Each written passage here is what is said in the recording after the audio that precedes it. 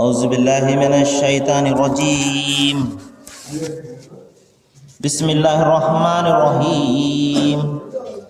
أولئك الذين اشتروا حياة الدنيا بالآخرة فلا يخفف عنهم العذاب ولا هم ينصرون. ولقد آتينا موسى الكتاب وقفينا من بعده بالرسل وآتينا عيسى ابن مريم البينات وأيدناه بروح القدس. صدق الله العظيم. అనంత కరుణామయుడు, అపార కృపాశీలుడు, పాలకుడు, పోషకుడు, సర్వలోక ప్రభు అయిన అల్లాహ్ శుభనామంతో ప్రారంభిస్తున్నాను. సోదరులారా, సోదరిమణులారా, అయ్యలారా, అమ్మలారా, అస్సలాము అలైకుం రహమతుల్లాహి వబరకాతుహు. మనందరి సృష్టికర్త మన అందరి జీవితాలలో శాంతిని, శుభాలను ప్రసాదించుగాక. ఆమీన్. ఇంతవరకు మీ ముందు మానవులందరి మార్గదర్శక గ్రంథం, అంతిమ దైవ గ్రంథం దివ్య ఖురాన్ నుండి 2వ అధ్యాయం 87వ వాక్యం యొక్క అరబీ మూలంను మీ ముందు పట్టించడం జరిగింది. దీని తెలుగు అనువాదం ఏమిటంటే, ఎవరైతే దైవ గ్రంథంలో ఒక భాగాన్ని విశ్వసించి మరొక భాగాన్ని తిరస్కరిస్తారో అటువంటి వారు ఈ జీవితంలో ఘోరమైన అవమానానికి, పరలోకంలో తీవ్రమైన బాధకు గురవుతారు. మీ చేష్టలు దైవానికి తెలియకుండా లేవు, జాగ్రత్త. పరలోకాన్ని విక్రయించి దాని బదులు ప్రాపంచిక జీవితాన్ని కోరుకున్నవారు వీరే. వీరికి పడే శిక్ష అంత మాత్రం తగ్గదు, వారికి ఏ సహాయం కూడా లభించదు. సోదరులారా, మనము నిన్న తెలుసుకోవడం జరిగింది, మనిషి పూర్తిగా దైవం యొక్క ధర్మాన్ని అనుసరించాలి, దైవం యొక్క గ్రంథాన్ని అనుసరించాలి. అప్పుడు మాత్రమే అతనికి ఈ ప్రపంచంలోనూ శాంతి దక్కుతుంది, పరలోకంలో కూడా సాఫల్యం దక్కుతుంది. మరి అందు నిమిత్తమే దైవము తన గ్రంథాలను పంపాడు. ఆ పరంపరలో చివరి దైవ గ్రంథమైనటువంటి దివ్య ఖురాన్ను పంపించడం జరిగింది. తర్వాత ఇక్కడ ఇంకొక ప్రధానమైనటువంటి విషయాన్ని దైవం జ్ఞాపకం చేస్తున్నాడు. ఎవరైతే తమ యొక్క ఈ జీవితాన్ని, పరలోకాన్ని విక్రయించి దాని బదులు ఈ ప్రాపంచిక జీవితాన్ని కొనుక్కుంటారో, అంటే పరలోకానికి బదులు ఈ జీవితానికి ఎవరైతే ప్రాధాన్యతనిస్తారో, ఈ ప్రాపంచిక జీవితానికి ఎవరైతే ప్రాధాన్యతనిస్తారో, ఈ కొద్దిపాటి ఈ 4 రోజుల ఈ జీవితం కోసము శాశ్వతమైనటువంటి ఆ పరలోకాన్ని ఎవరైతే విస్మరిస్తారో, చూడండి సోదరులారా, మనము ఈ ప్రాపంచిక జీవితం యొక్క వాస్తవికతను గురించి ముందుగా మనము చాలా స్పష్టంగా ఒకటి తెలుసుకోవాలి. ప్రవక్త ముహమ్మద్ సల్లల్లాహు అలైహి వసల్లం వారు చెప్పారు, మరి సముద్రంలో మన చేయి ముంచినప్పుడు ఆ వేలికి తగిలే ఆ నీరు, ఆ చుక్క నీరు మాత్రమే ఈ ప్రపంచము, మరి సముద్రం అంతా కూడా పరలోకం అని చెప్పడం జరిగింది.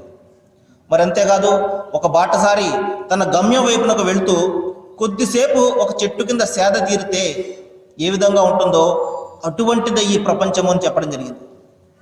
కేవలము 3 రోజుల ముచ్చట మాత్రమే.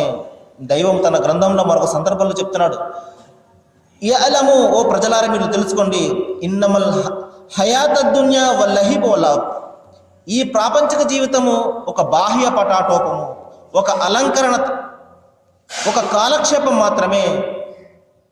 వతఫాకురం బైనకుం వతకాసురం బైనకుం వతఫాకురం బి అమ్వాలి వల్ ఔలాద్, మిమ్మల్ని మీరు ఒకరినొకరు గొప్పలు చెప్పుకోవడం తప్పించి, నేను ఇంత సంపాదించాను, నాకు ఇన్ని బిల్డింగులు ఉన్నాయి, నాకు ఇంత ధనం ఉంది, నాకు ఇంత పేరున్నది, నాకు ఇంత గౌరవం ఉంది అని చెప్పి మీరు ఒకరినొకరు గొప్పలు చెప్పుకోవడం తప్ప ఈ ప్రపంచం మరేది కాదు. మరి అంతేకాదు, మీ సంపద విషయంలో, మీ సంతానం విషయంలో ఒకరిని మించి ఒకరు పొందడానికి ప్రయత్నం చేయడం తప్ప ఈ ప్రపంచం మరేది కాదు. వాళ్ళ ఆఖిరతు ఖైరు మనిత్తఖా, మరి ఎవరైతే దైవానికి ఎక్కువగా భయపడతారో, ఎవరైతే పరలోకాన్ని విశ్వసిస్తారో, మరి అటువంటి వారికి పరలోకమే మేలైనది అని చెప్పేసి దైవం చెప్పడం జరిగింది. సోదరులారా, మనము మన ప్రపంచం యొక్క ఈ వాస్తవికతను గురించి మనం తెలుసుకోవాలి. కేవలము కొద్ది రోజుల ముచ్చటైనటువంటి ఈ జీవితం కోసము శాశ్వతమైనటువంటి ఆ పరలోకాన్ని మనము విస్మరించినట్లయితే మనము చాలా భయంకరంగా నష్టపోతాము.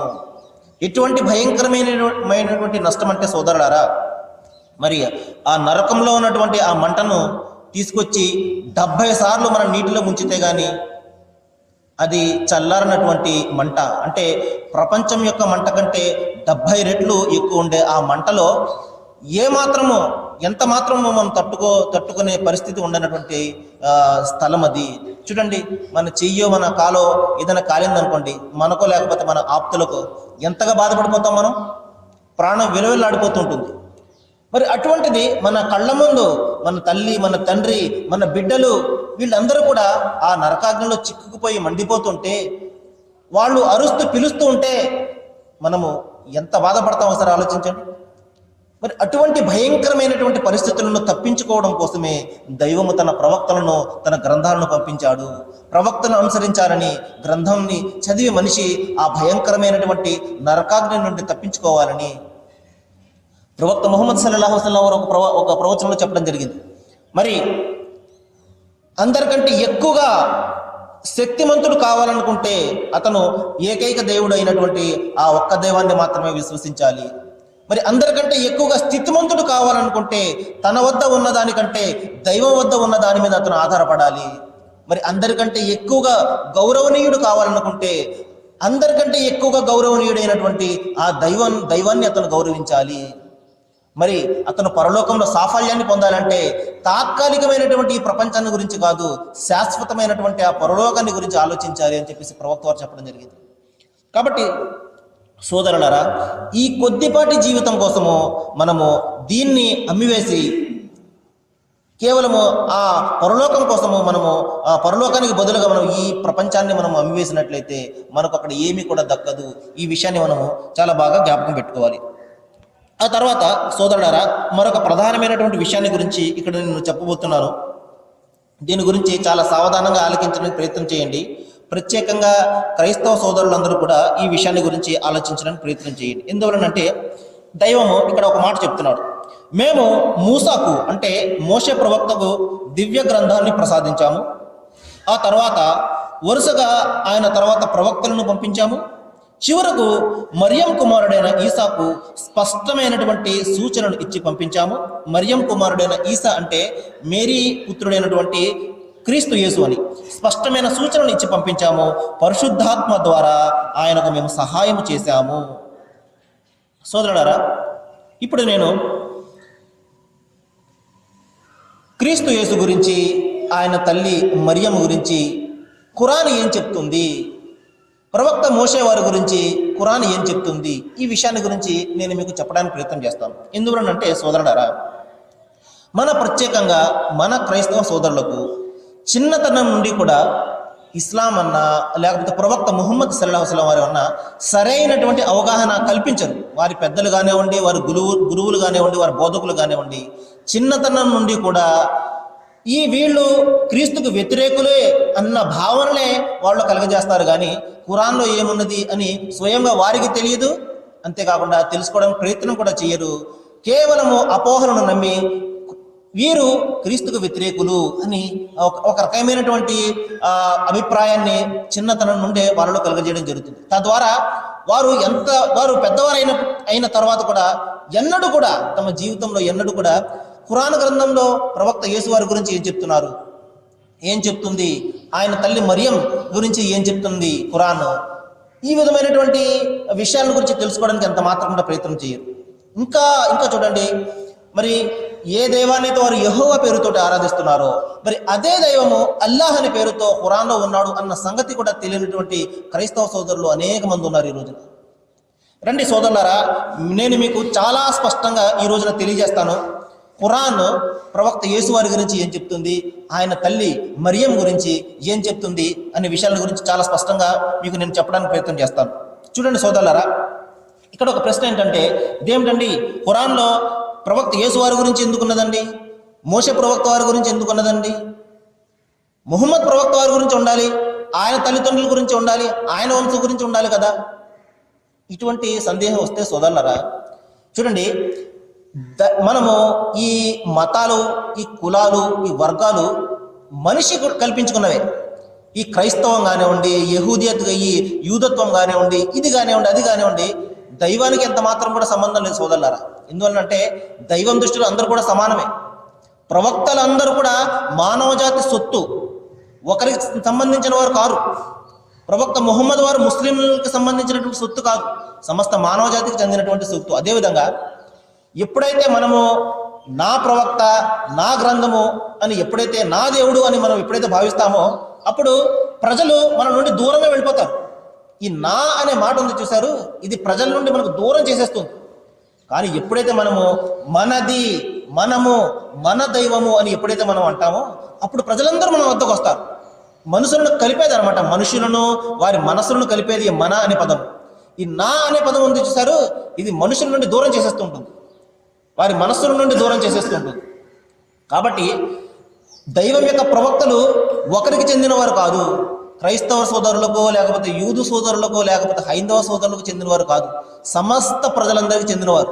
వారు ఏ ప్రవక్త అయినా కానివ్వండి, మోషే ప్రవక్త కానివ్వండి, ప్రవక్త క్రీస్తు వారు కానివ్వండి, ప్రవక్త ముహమ్మద్ వారు కానివ్వండి, ఏ ప్రవక్త అయినా కూడా దైవం తరపు నుండి వచ్చిన వారు, వారు అందరికీ చెందినవారు, సమస్త మానవ జాతికి చెందినటువంటి సొత్తు అన్నమాట. కాబట్టి ఈ విషయాన్ని మనము చాలా ప్రధానంగా జ్ఞాపకం పెట్టుకోవాలి. అయితే సోదరులారా, ఖురాన్ ప్రవక్త ముహమ్మద్ వారి గురించి ఎందుకు లేదండి అనే ఒక ప్రశ్న వస్తే, ఆయన రాసుంటే ఈ ఖురాను, ఆయన పేరు ఉండేది, ఆయన వంశాన్ని గురించి, ఆయన తల్లిదండ్రుల గురించి ఆయన రాసుకునేవారు.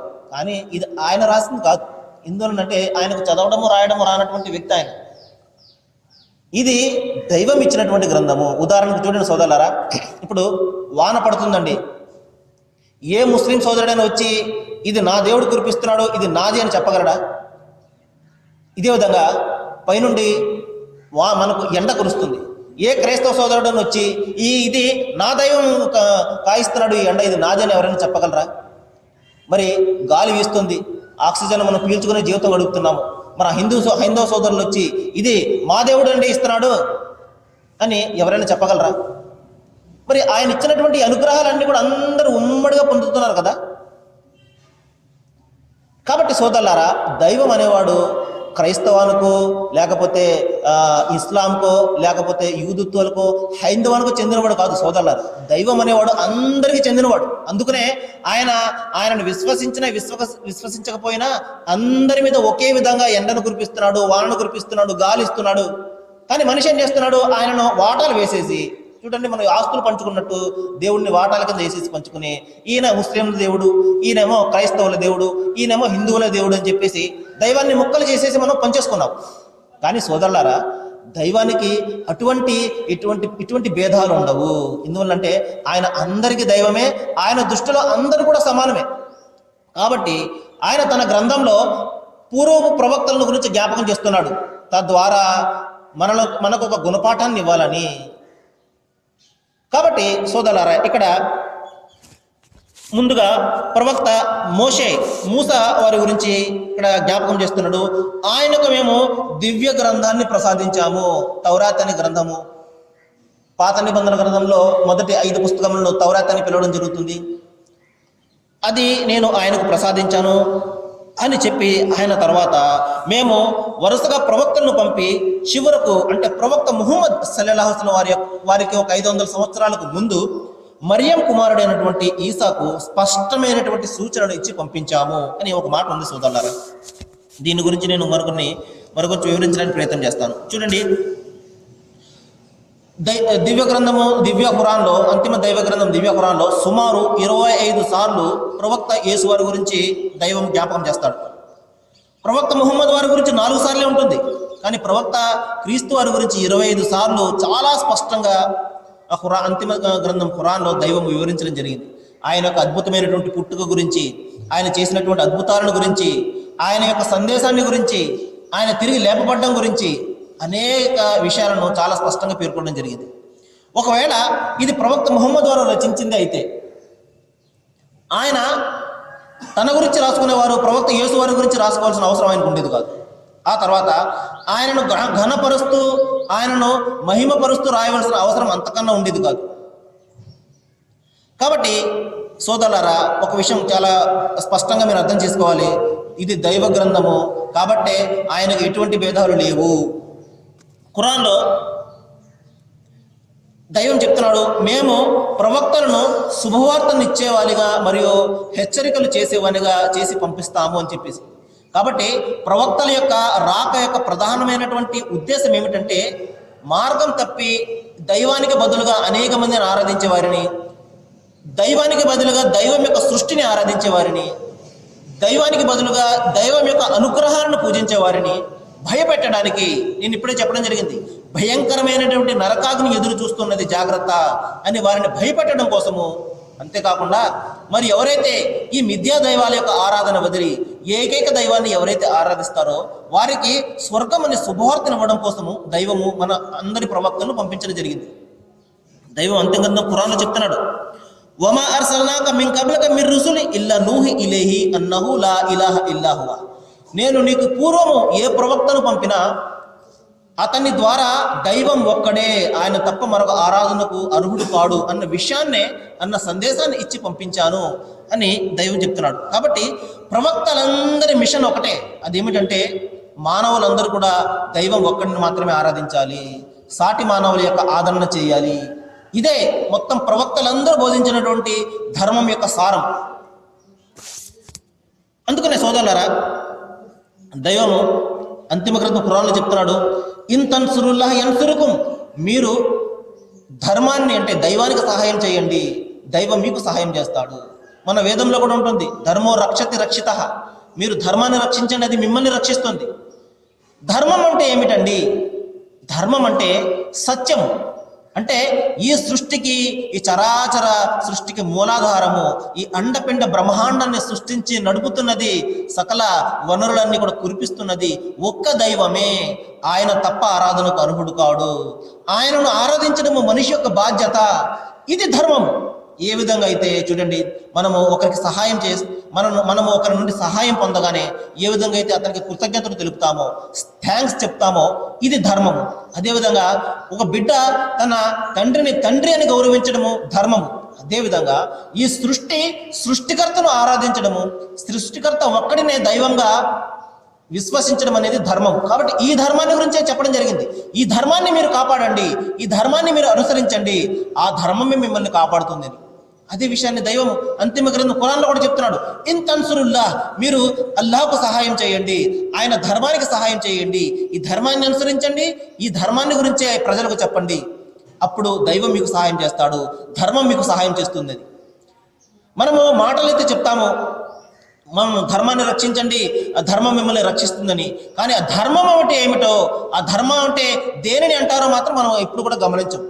ధర్మం అంటే సోదరులారా, దైవం ఒక్కడిని ఆరాధించడం, ఇదే ధర్మము, ఇదే సత్యము.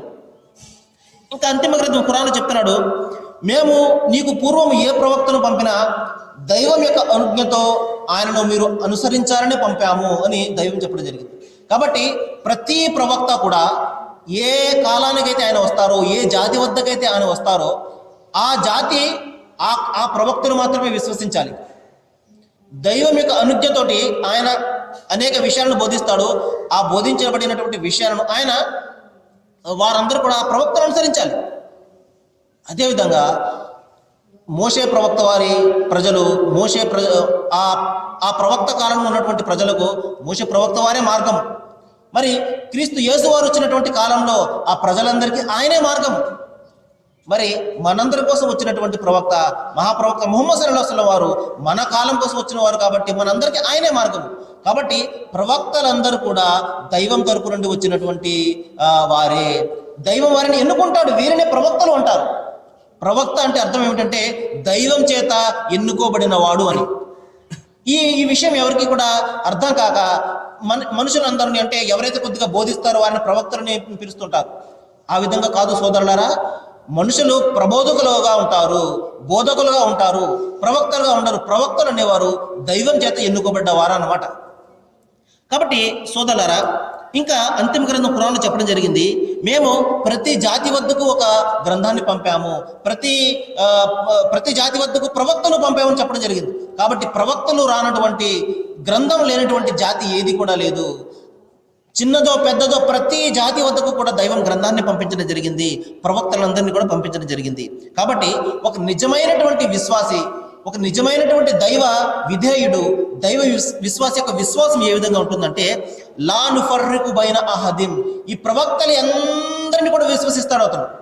ఎవరో ఎక్కువ ఎవరు తక్కువ, ఆయనకు అన్ని మహిమలు ఇచ్చాడు, ఆయన గొప్పవాడు, ఈయనకు ఇన్ని మహిమలు ఇచ్చాడు, ఈయన తక్కువవాడు అని విశ్వాసి అయిన వాడు ఈ విధమైనటువంటి భేదాలను సృష్టించాడు ప్రవక్తల మధ్య. ఎందువలనంటే ప్రవక్తలందరూ సత్యాన్ని బోధించారు.